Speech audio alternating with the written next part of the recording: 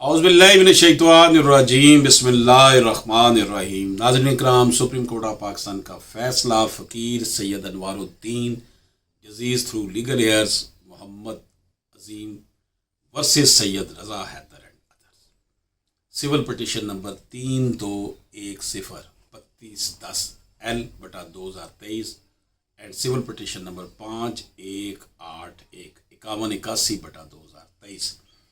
Justice Athar Minallah, justice مسرت ہلالی اور justice Irfan سعادت خان، ان تین جسٹس صاحبان نے اس کیس کو سنا۔ فیصلہ لکھا ہے جسٹس اطہر من اللہ نے۔ آئیے اس کیس کو دیکھتے ہیں۔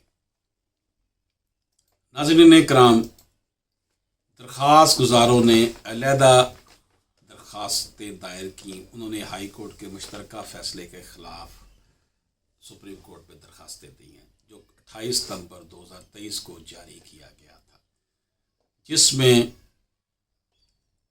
لوئر کورٹس، ایپیلیٹ کورٹ اور یعنی جیسے ڈسٹرکٹ کورٹ کہا جاتا ہے، اور ٹرائل کورٹ یعنی سول کورٹ کے دیے گئے متوازی فیصلوں کی توثیق ہائی کورٹ نے کر دی تھی، اور اس کے نتیجے میں 1908 کے دیوانی عملداری کے ضابطے CPC کے سیکشن 100 کے تحت دائر کردہ باقاعدہ دوسری اپیلیں مسترد کر دی گئی۔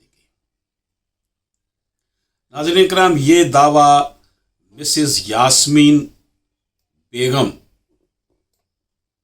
جو کہ مدعیہ ہے، کے نام پر ان کے بیٹے سید رضا حیدر نے جو ہے وہ دائر کیا تھا، اور یہ جو دعویٰ تھا، یہ دعویٰ دائر کیا گیا سول پروسیجر کوڈ کے تحت۔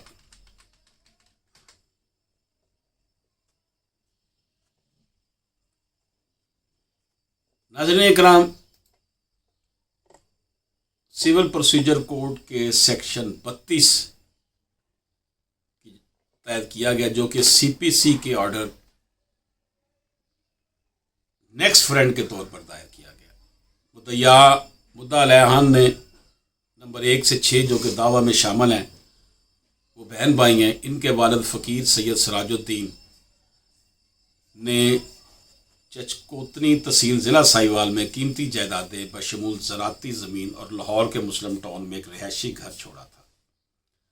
مدعیہ 1969 میں سید محمد حیدر کے ساتھ اس کی شادی ہوئی، لیکن انہیں 1973 میں طلاق دے دی گئی۔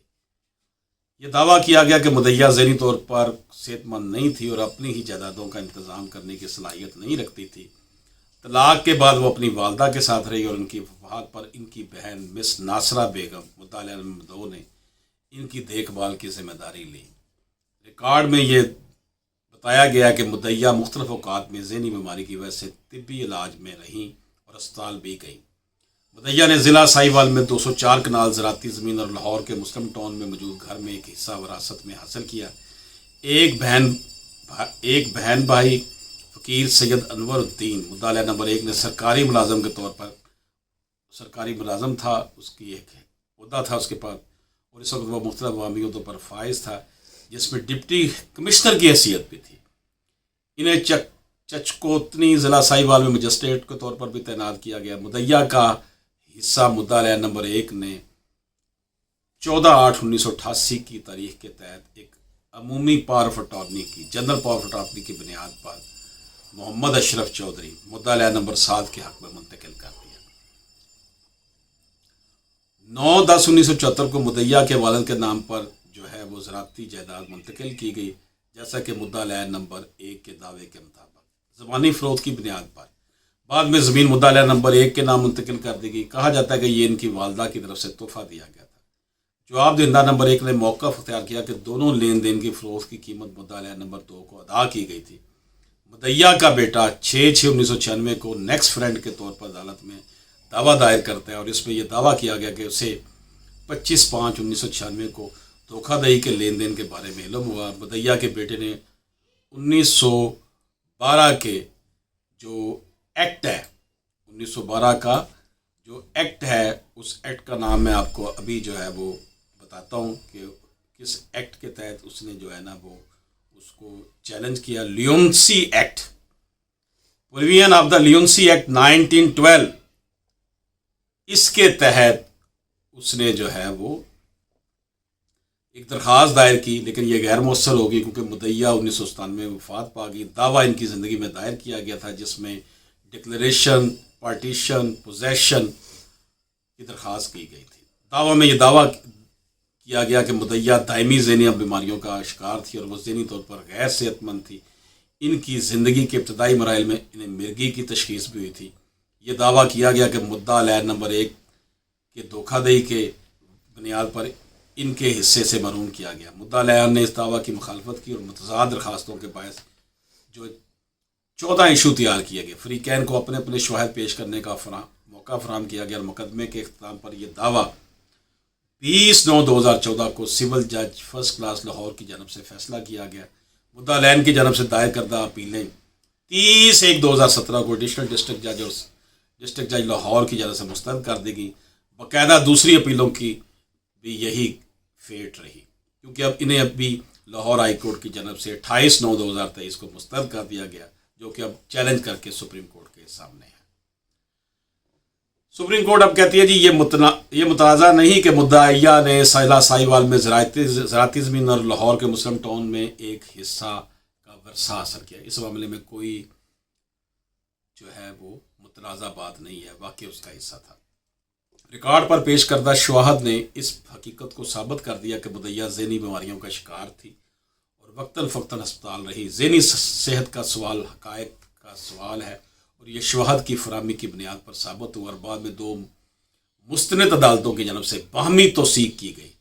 مدعا علیہ نے مدعیہ کی ذہنی حالت کا انکار نہیں کیا، لیکن جواب دہندہ نمبر 1 نے موقف اختیار کیا جب پاور آف اٹارنی اس کے حق میں تیار کیا گیا اور دونوں جائیدادوں کے متعلق لین دین ہوئے تو یہ طبی حالت موجود نہیں تھی۔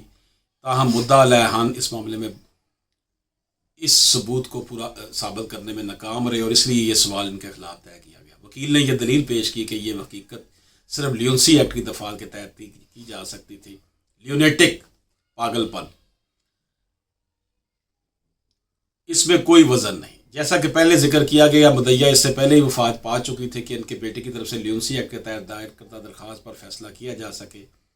مزید برآں مدعا علیہ کی جانب سے مقدمے کی عدالت میں پلیڈ کیا گیا، یہ سوال اٹھانے کی کوئی کوشش نہیں کی، بلکہ یہ جب لین دین ہوئے تو مدعیہ کسی ذہنی مزدوری کا شکار نہیں تھے، یعنی جب یہ لین دین ہوا، فروختگی ہوئی، اس وقت وہ ٹھیک تھی۔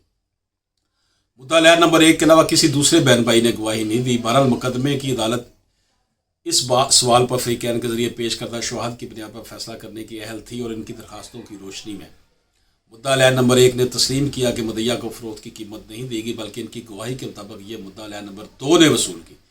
رسید بھی دیگر 2 بہن بھائیوں کی جانب سے جاری کی گئی۔ مدعا علیہ نمبر 1 خود زراعتی جائیداد کے منتقلی کا مستفید کنندہ تھا، جبکہ گھر میں موجود حصے کی منتقلی اس نے ایک پاور آف اٹارنی کے تحت حاصل کی۔ مدعا علیہ نمبر 1 نے اپنی گواہی میں اپنی والدہ کے نام زراعتی زمین کو فروخت کے بارے میں متضاد بیان دیے۔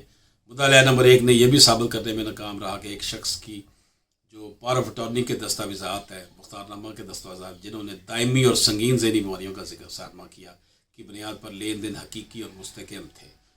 مدعا علیہ نمبر 8 نے قیمتی